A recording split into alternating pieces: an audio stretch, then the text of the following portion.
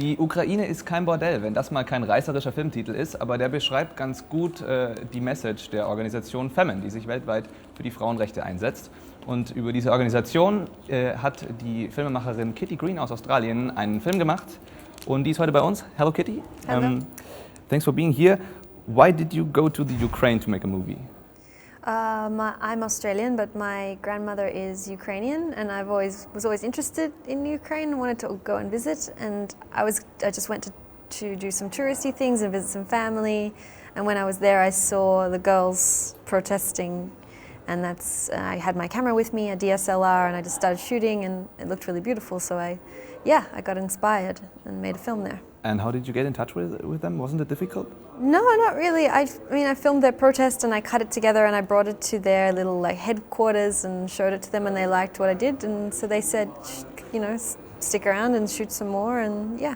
And they liked it? Mm-hmm. Well, I stayed for 14 months. I shot maybe over 100 protests. So.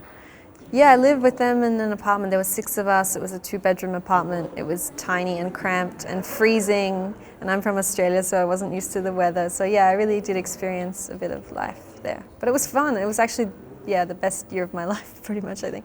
And you say you stayed like 14 months. Isn't it is there a chance that it is biased a little bit because you had such an intimate relationship with the girls? No, well, I think if you watch the film, it's pretty even-handed, I think. Because we were revealing a story in the film that hadn't been told before, and it was a story that doesn't necessarily make the movement look great. So it was very difficult, kind of almost emotionally, to talk to the girls and say, I want to tell this story, and are we allowed to tell it, and how honest do you want to be? And we had a lot of discussions initially, but no, I don't think it hurt being that close to them. They trusted me with a story that they hadn't trusted any journalists with before, so that made it all kind of good, yeah. And so, how much influence did you have on the events and on the dialogues, or is it just like the spectator from outside? I think you always have a bit of an influence, even if you don't mean to. Do you know what I mean?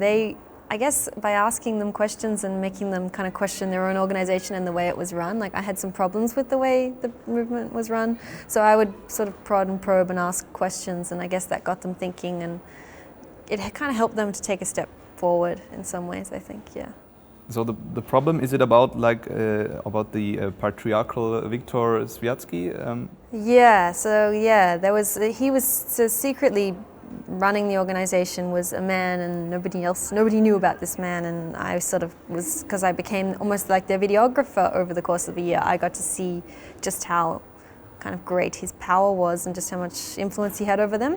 So yeah, for me that was about revealing that story, which was a bit scandalous, in the press. And how do you think what's it like that this organization, which is anti-patriarchy, that they have a leader which is very powerful, and isn't that kind of the opposite?